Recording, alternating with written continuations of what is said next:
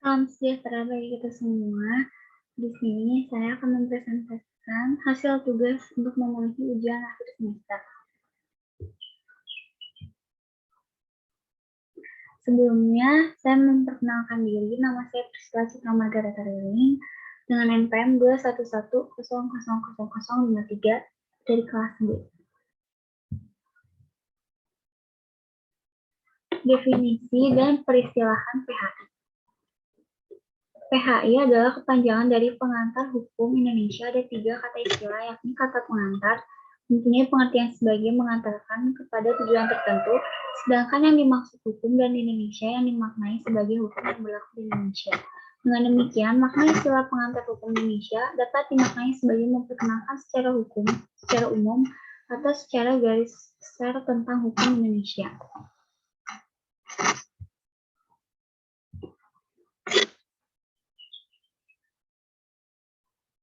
Tata hukum. Pengertian tata hukum. Tata hukum adalah susunan hukum yang terjadi atas aturan-aturan hukum yang tertata sedemikian rupa sehingga orang mudah menemukannya bila suatu ketika ia membutuhkannya untuk menyelesaikan peristiwa hukum yang terjadi dalam masyarakat.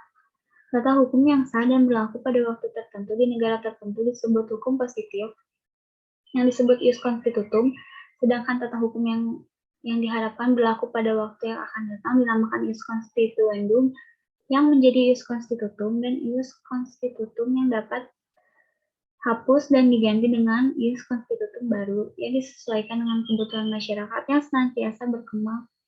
Tata hukum Indonesia adalah tata hukum yang ditetapkan oleh pemerintah Indonesia yang terdiri dari aturan-aturan hukum yang ditata atau disusun sedemikian rupa, dan aturan-aturan itu antara satu dan yang lainnya saling berhubungan dan saling menentukan. Sejarah hukum Indonesia. Sejarah dalam bahasa asing, misalnya bahasa Inggrisnya adalah history.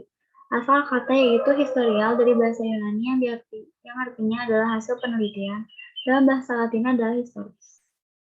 Dengan demikian, sejarah adalah suatu cerita dari kejadian masa lalu yang dikenal dengan sebutan legenda, kisah, hikayat, dan sebagainya, yang kebenarannya belum tentu tanpa bukti-bukti sebagai hasil suatu penelitian. Di samping itu, sejarah dapat juga diartikan sebagai suatu pengungkapan dari kejadian-kejadian masa lalu.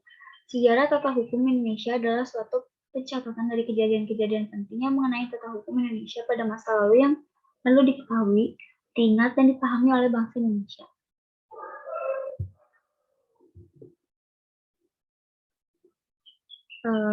Ada 2 sebelum tanggal 17 Agustus dan sudah tanggal 17 Agustus.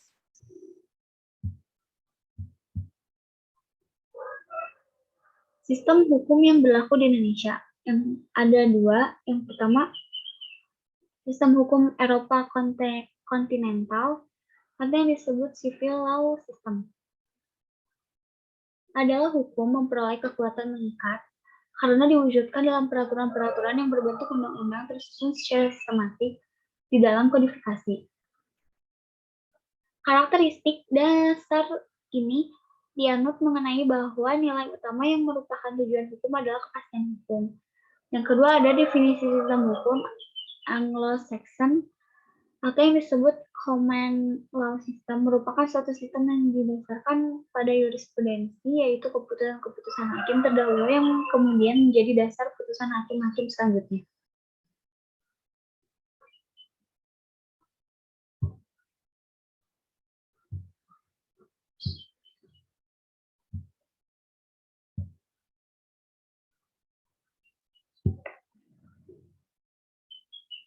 Penggolongan hukum.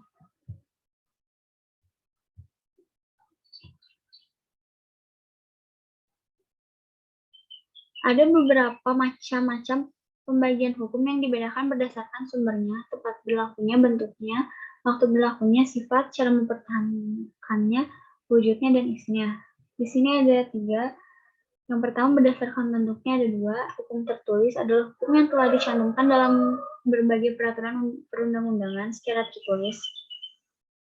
Yang kedua, hukum tidak tertulis adalah hukum yang berlaku serta diyakini oleh masyarakat dan dipatuhi, tapi tidak dibentuk oleh prosedur formal, melainkan lahir dan tumbuh di kalangan masyarakat tersebut. Yang kedua ada hukum berdasarkan sifatnya. Ada dua. Yang pertama, hukum yang memaksa adalah jenis hukum yang dalam keadaan bagaimanapun harus dan mempunyai paksaan yang mutlak. Yang kedua, ada hukum yang mengatur, adalah jenis hukum yang dapat dikesampingkan saat pihak-pihak yang bersangkutan telah membuat peraturan tersendiri dalam suatu perjanjian. Yang ketiga, ada berdasarkan wujudnya. Yang pertama, ada hukum objektif, hukum yang mengatur tentang hubungan antara dua orang atau lebih yang berlaku umum. Dalam artian, hukum di dalam suatu negara ini berlaku secara umum dan tidak mengenai terhadap orang atau golongan tertentu saja. Yang kedua ada hukum subjektif, hukum yang muncul dari hukum objektif dan hukum berlaku terhadap seorang atau lebih. Hukum subjektif ini juga sering disebut sebagai hak.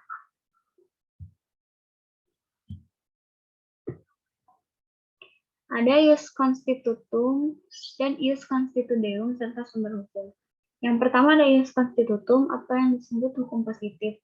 Adalah hukum yang berlaku sekarang dan hanya bagi suatu masyarakat tertentu saja di dalam daerah tertentu. Contohnya Undang-Undang Dasar Republik Indonesia 1945, Undang-Undang Republik Indonesia Nomor 12 Tahun 2006 tentang Kewarganegaraan Republik Indonesia. Yang kedua ada ius constituendum atau yang disebut hukum negatif, adalah hukum yang diharapkan dapat berlaku pada waktu yang akan datang, misalnya rancangan undang-undang atau yang disebut RUU.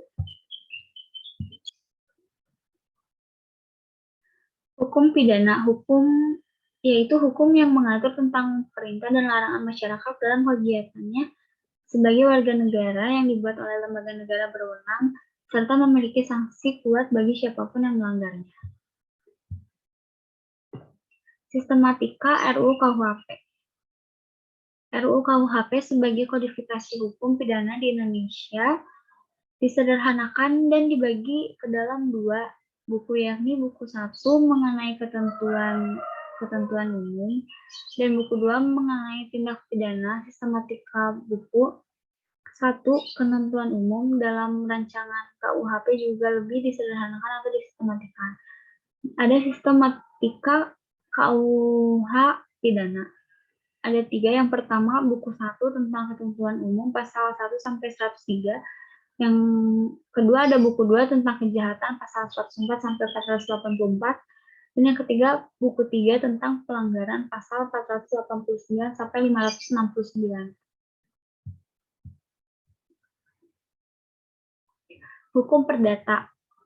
Hukum perdata yakni keseluruhan peraturan mempelajari tentang hubungan antara orang yang satu dengan orang yang lainnya, baik meliputi hubungan keluarga dan pergaulan masyarakat. Hukum perdata dibedakan menjadi dua fungsi. Yang pertama ada material dan formil. Material mengatur kepentingan perdata subjek hukum. Contohnya UUG nomor 16 tahun 2019, nomor 1 tahun 1974 tentang perkawinan. Yang kedua ada formil, mengatur bagaimana cara seseorang mempertahankan haknya apabila dilanggar oleh orang lain. Contohnya berhubungan dengan hukum acara perdata. Objek hukum perdata adalah segala sesuatu pengaturan yang berada dalam hukum dan dapat dimanfaatkan oleh subjek hukum berdasarkan hak dan kewajiban yang dimilikinya atas objek hukum yang bersangkutan. Subjek hukum perdata adalah setiap orang yang mempunyai hak dan kewajiban yang menimbulkan wewenang hukum. Subjek dibagi menjadi dua, yaitu ada manusia dan badan hukum. Yang pertama, manusia. Setiap manusia mempunyai kewenangan hukum. Yang kedua, badan hukum, yaitu perkumpulan orang yang diciptakan oleh hukum. Jadi, badan hukum sebagai subjek hukum dapat bertindak hukum, melakukan perbuatan hukum seperti manusia. Asas hukum perdata. Yang pertama, ada asas kebebasan berkontrak. Setiap warga negara bebas membuat kontrak diatur dalam pasal 1338 ayat 1. Semua perjanjian yang dibuat secara sah berlaku sebagai UU bagi mereka yang membuatnya. Yang kedua ada asas konsensualisme. para pihak yang mengadakan perjanjian itu harus sepakat, setuju, atau seia sekata mengenai hal-hal yang pokok dalam perjanjian yang diadakan itu. Yang ketiga ada asas kepribadian. Tidak ada seorang pun dapat mengikatkan diri atas nama sendiri atau meminta ditetapkannya suatu janji, melainkan untuk dirinya sendiri. Pembagian hukum ada dua. Yang pertama ilmu pengetahuan, mencakup hukum orang, hukum keluarga, hukum waris, dan hukum kekayaan. Yang kedua sistematika hukum perdata. Yang pertama ada buku 1 itu mengenai tentang orang yang membuat hukum mengenai diri seorang dan hukum keluarga. Buku 2 tentang kebendaan yang memuat hukum benda dan hukum waris. Yang ketiga, buku 3 tentang perihal perikatan. Buku 4 tentang perihal pembuktian dan kadaluarsa. Hukum orang adalah hukum yang memuat tentang peraturan-peraturan tentang diri manusia sebagai subjek hukum, peraturan perihal kecakapan untuk memiliki hak-hak dan kecakapan untuk bertindak. Ada hukum keluarga. Hukum keluarga mengatur hubungan hukum yang bersumber pada pertalian kekeluargaan, termasuk di dalamnya hukum tentang harta benda perkawinan, yaitu hubungan harta benda antara suami istri, karena hubungan hukum harta benda antara suami istri bersumber pada perkawinan.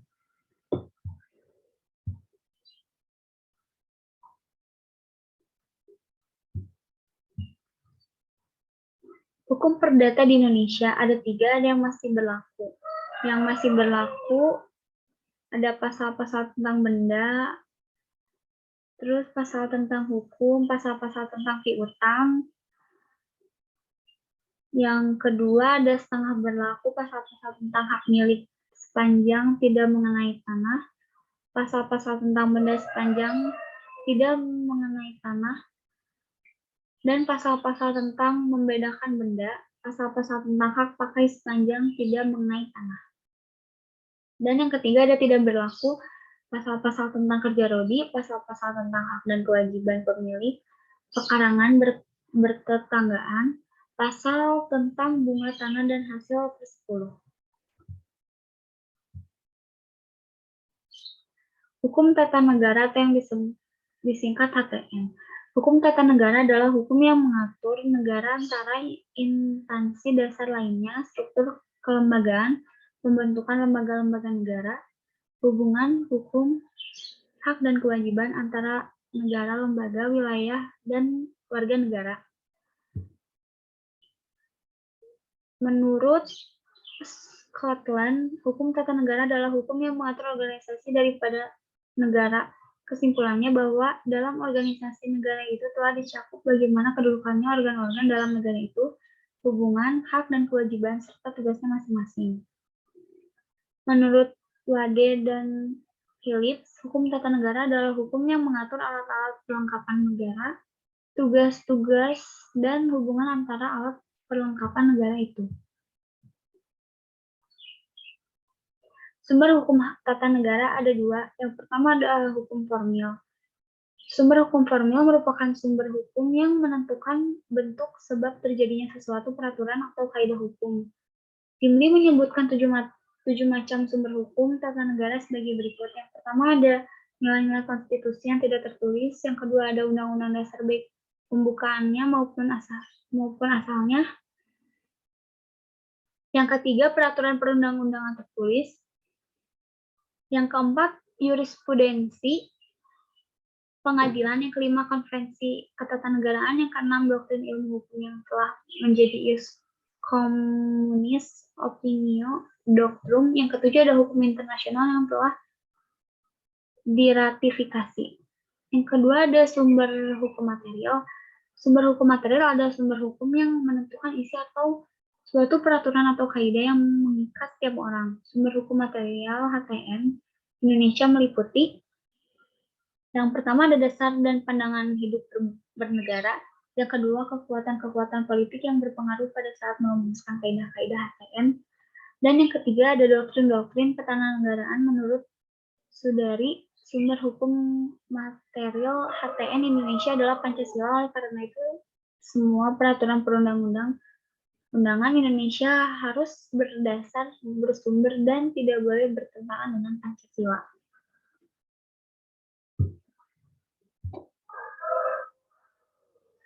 Objek hukum tata negara. Objek hukum tata negara meliputi yang pertama organisasi negara, baik tingkat pusat maupun daerah, yang kedua struktur tugas dan wewenang dari alat perlengkapan negara, yang ketiga hubungan antar alat perlengkapan negara baik secara vertikal maupun horizontal. Ada subjek hukum tata negara. Subjek hukum dapat diartikan subjek hukum adalah manusia atau orang, dan subjek hukum tata negara adalah lembaga atau orang yang berkaitan dengan negara. Contoh dari subjek hukum tata negara ada 3. Yang pertama negara, yang kedua warga negara, dan yang ketiga organisasi negara.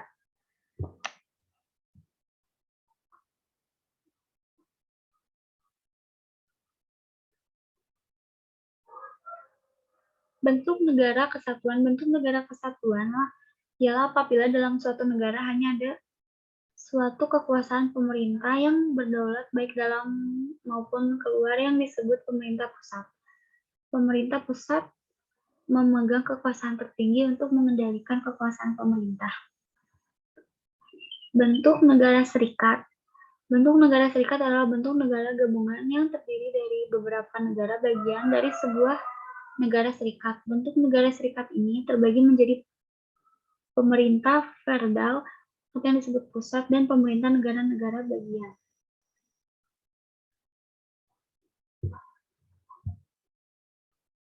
Asas-asas hukum tata negara. Yang pertama ada asas kedaulatan. Kedaulatan rakyat artinya kekuasaan itu ada di tangan rakyat, sehingga dalam pemerintah melaksanakan tugasnya harus sesuai dengan keinginan rakyat. Yang kedua ada asas Pancasila. Pancasila merupakan prinsip dasar dan utama dalam kehidupan negara Indonesia. Pancasila dijadikan pedoman hidup dan memiliki 5 butir nilai yang mana aturannya manapun termasuk undang-undang harus mengikutinya. Yang ketiga ada asas negara kesatuan. Asas negara kesatuan merupakan prinsip dasar bahwa suatu negara tersebut merupakan negara berdaulat sebagai satu kesatuan. Negara kesatuan menjadikan suatu pemerintah pusat adalah puncak dari segala pemerintahan dan kekuasaan yang ada dipilih oleh pemerintah pusat.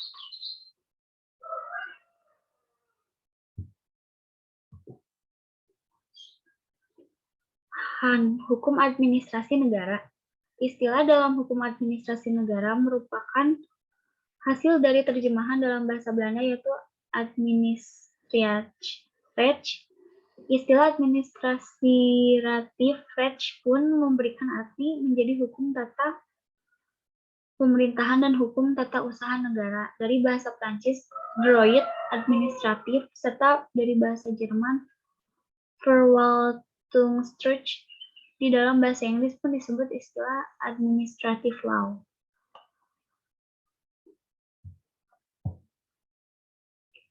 Hukum tata usaha negara atau yang disebut dengan HTUN. Hukum tata usaha negara atau hukum administrasi negara merupakan keseluruhan dari berbagai aturan-aturan hukum yang berkaitan dengan penyelenggaraan urusan pemerintahan atau negara. Jika singkat, dapat disebut dengan hukum pemerintahan atau negara. Kedua ada hukum tata pemerintahan atau yang disebut HTP. Hukum tata pemerintahan atau bisa disebut hukum administrasi negara adalah hukum yang mengatur negara dalam keadaan bergerak, yaitu hubungan yang timbul dari kegiatan administrasi antara bagian-bagian antara negara bagian masyarakat.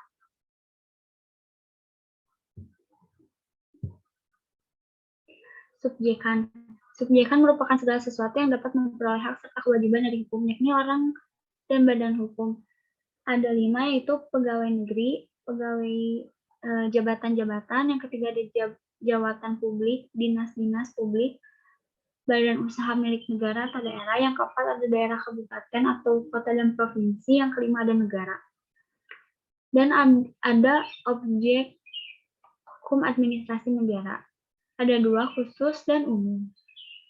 Khusus merupakan segala sesuatu peraturan hukum yang berhubungan dengan bidang tertentu dari kebijaksanaan penguasa, contohnya hukum tata ruang atau IMB. Yang umum merupakan peraturan-peraturan hukum yang tidak terikat atau tidak ada ikatan dengan suatu bidang tertentu dari kebijaksanaan penguasa. Contohnya asas-asas umum pemerintahan yang baik.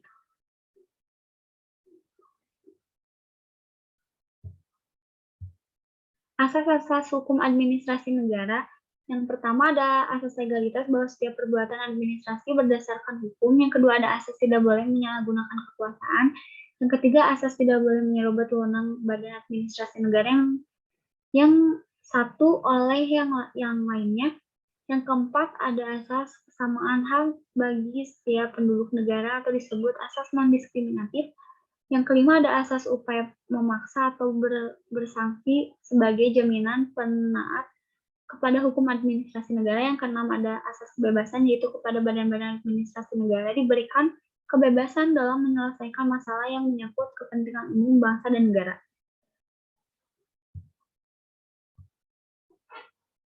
Hukum acara. Landasan hukum acara Mahkamah Konstitusi.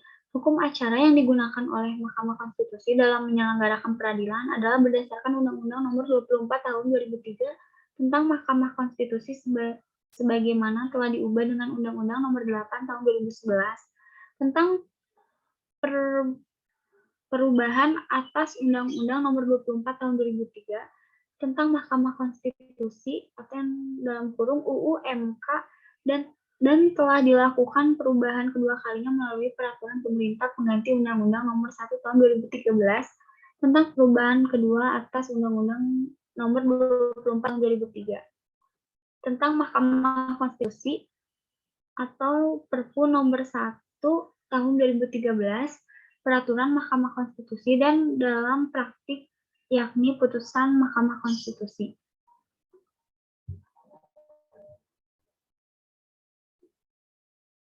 Asas-asas hukum acara Mahkamah Konstitusi. Tujuan asas-asas hukum acara MK yaitu menegakkan hukum dan keadilan secara khusus sebagai supremasi konstitusi dan perlindungan hak konstitusional warga negara.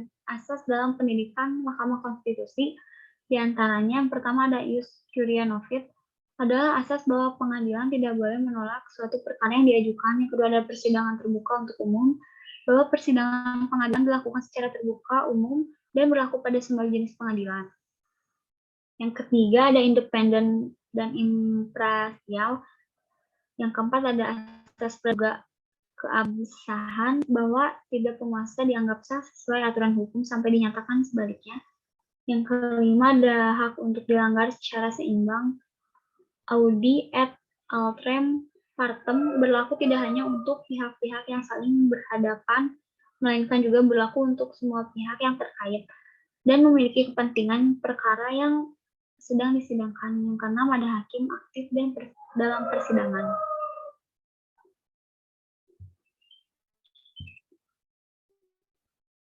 Mahkamah ada subjek dan objek peradilan Mahkamah Konstitusi.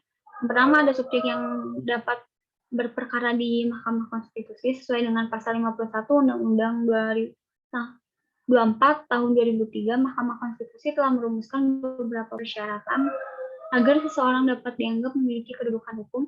Pertama-tama mereka harus memenuhi kualifikasi sebagai subjek hukum. Beberapa subjek hukum yang diberikan locus standi oleh Mahkamah Konstitusi adalah yang pertama perorangan warga negara, yang kedua kesatuan masyarakat hukum adat, yang ketiga badan hukum publik atau privat, yang keempat adalah lembaga negara. Yang B ada objek yang dapat diperkarakan di Mahkamah Konstitusi berdasarkan objek yang dapat diperkarakan di Mahkamah Konstitusi. Yang pertama pengujian undang-undang, yang kedua sengketa kewenangan lembaga negara, yang ketiga penyelesaian hasil pemilihan umum, yang keempat penyelesaian hasil pemilihan kepala daerah.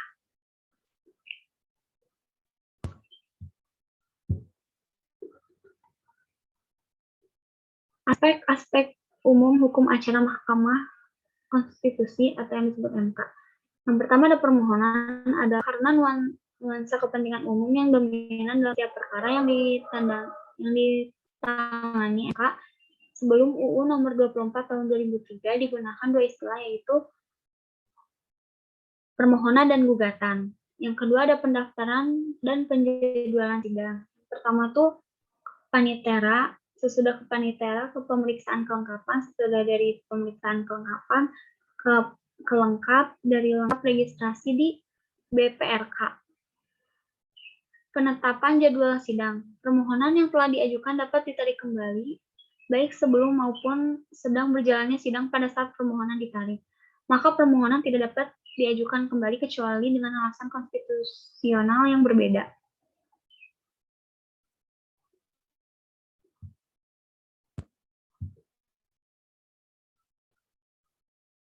Aspek umum hukum acara Mahkamah Konstitusi. Ketiga, ada penggabungan perkara. Sebelum persidangan, penggabungan perkara mulai ketetapan Mahkamah Konstitusi apabila terdapat dua atau lebih perkara yang memiliki objek atau substansi yang sama. Yang kedua, ada sedang persidangan. Penggabungan perkara dapat dilakukan ketika sedang dilaksanakan persidangan jika terdapat perkara baru yang mengajukan pengujian ketentuan yang sama dan memiliki isu konstitusional yang sama.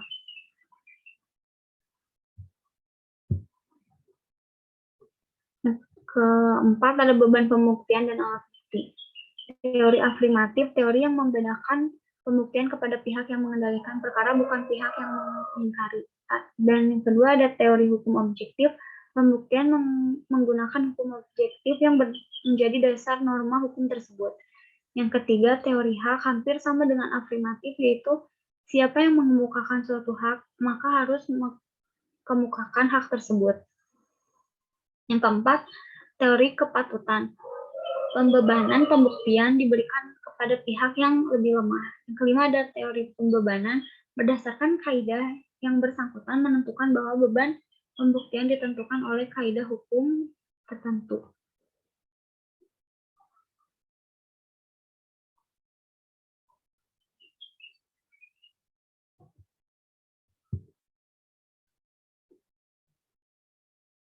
Yang keempat, aspek-aspek umum hukum acara Mahkamah Konstitusi.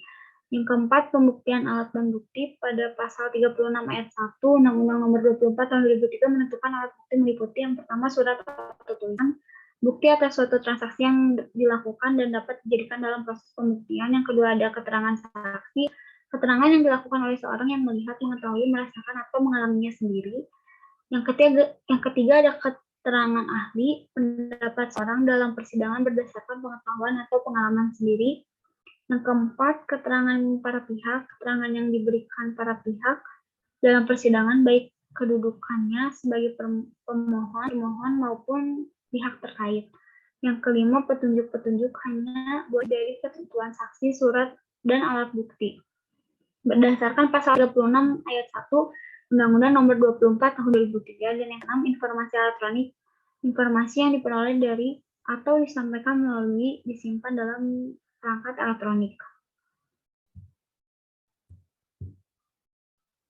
Hukum dagang adalah bagian dari hukum perdata. Pada umumnya ini mengatur masalah perjanjian dan perikatan-perikatan yang diatur dalam buku 3BW. Dengan kata lain, hukum dagang adalah himpunan peraturan-peraturan yang mengatur hubungan seseorang dan dengan orang lain dalam kegiatan perusahaan yang terutama terdapat dalam kodifikasi KUHD dan KUHP Perdata.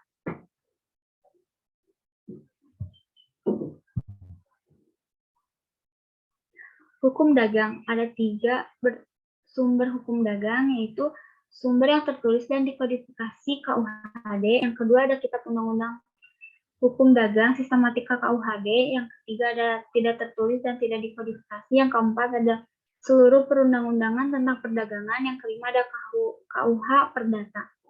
Subjek hukum dagang adalah perusahaan setelah istilah pedagang. Dalam pasal 2 sampai dengan 5 KUHD diganti dengan istilah perusahaan. Yang kedua, baik itu perorangan, yang ketiga maupun badan hukum. Objek hukum dagang sama dengan objek hukum perdata, yaitu segala benda atau hak yang dapat dimiliki oleh subjek hukum. Bendanya adalah objek hukum dagang, harus dapat diperdagangkan atau diusahakan untuk keuntungan.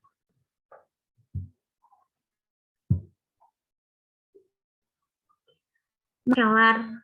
Yang pertama ada hubungan hukum pemberian kuasa, yang kedua sifat hubungan hukum tidak tetap, yang ketiga pengangkatan, diangkat, dan disumpah, yang keempat risiko ditanggung prinsipal, yang kelima hak komisi dan retensi, yang keenam aturan dalam KUHD, yang ketujuh penyimpanan catat barang membuat pembukaan.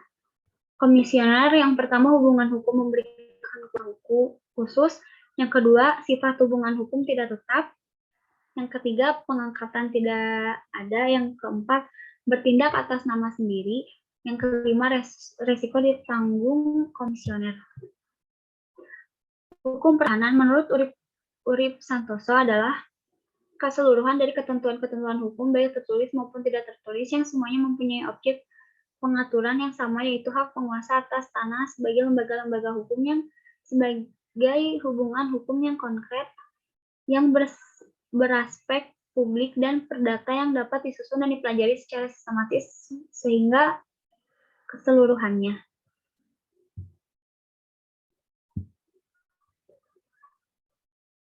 Sumber-sumber hukum tanah. Yang pertama ada hukum material, beberapa faktor yang dapat menentukan isi fungsi, soalnya faktor ekonomi, agama, nilai-nilai kesusilaan, sejarah, adat istiadat, dan sosial masyarakat.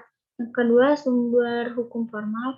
Sumber hukum ditinjau dari segi pembentukannya. Dalam sumber hukum formal ini terdapat rumusan berbagai aturan yang merupakan dasar kekuatan mengikatnya peraturan agar ditaati masyarakat dan para penegak hukum maupun sumber hukum formal dapat dibedakan menjadi 5, yaitu yang pertama undang-undang atau yang disebut statute, yang kedua kebiasaan dan adat, custom, yang ketiga traktat atau yang disebut treaty, yang kelima ada jurisprudensi, case law, judgment law, yang kelima ada pendapat ahli hukum yang terkenal doktrin.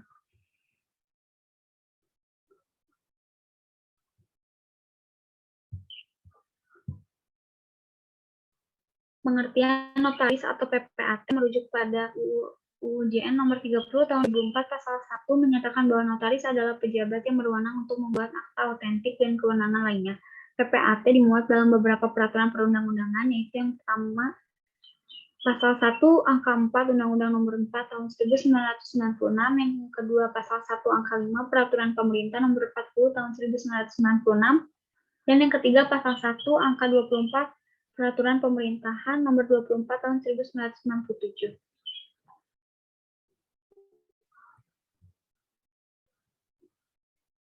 Asas-asas hukum tanah. Yang pertama ada asas unifikasi. Asas ini diartikan bahwa berkaitan dengan benda tanah hanya ada satu pengaturan bagi seluruh Indonesia, yaitu yang di dalam UU PA. Demikian juga tentang jenis benda tamak hanya diatur dalam UU PA. Yang kedua ada asas spesialis. Atas tanah harus dibuktikan dengan jelas batas dan letaknya. Yang ketiga ada asas pemisahan horizontal. Pada pemisahan horizontal juga merupakan asas dalam adat, di mana tanah terpisah dari segala sesuatu yang melekat di atasnya.